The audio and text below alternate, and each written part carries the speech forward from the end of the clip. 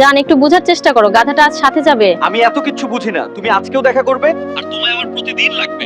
প্রতিদিন এগুলি ভালো লাগে না কিন্তু। আমি অপেক্ষা করব, বলে দিলাম। আচ্ছা। বউকে কল দিছিল? আরে মা কল দিছিল, তুমি কি কিছু শুনেছো? না, কিছু শুনতে পারিনি। হ্যাঁ। তো চলো তোমায় কলেজে দিয়ে আসি। জান, তুমি চলে যাও, আমি এবার একাই যেতে পারবো। আর একটু এগিয়ে দিয়ে আসি।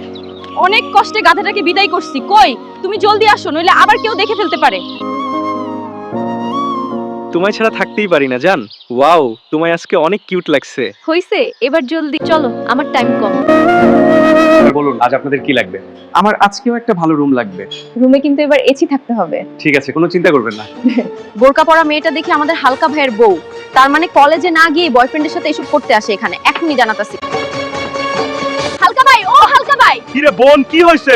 তোমার বউকে দেখলাম রেস্টুরেন্টে অন্য একজনের লগে। কি বলিস? তার মানে ও কলেজে যায়নি? উফ, রুমটা এসি থাকায় খুব শান্তি লাগছে। এবার আমাকেও একটু ঠান্ডা করে শান্তি করে দেও। তুমিও না?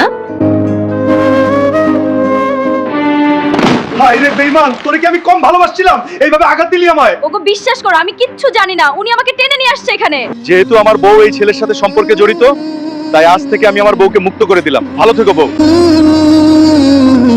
যা হয়েছে ভালোই হয়েছে, এবার তুমি আমাকে বিয়ে করো। আমি শুধুমাত্র টাইম পাস করার জন্য তোকে ভালোবাসছি। আজকে আমার সব শেষ, নিজের জামাইকেও হারালাম, ভবিষ্যৎটাও হারালাম। ভালোবাসলে শুধুমাত্র নিজের স্বামীকেই বাসুন। ভিডিওটি শেয়ার করে ছড়িয়ে দিন।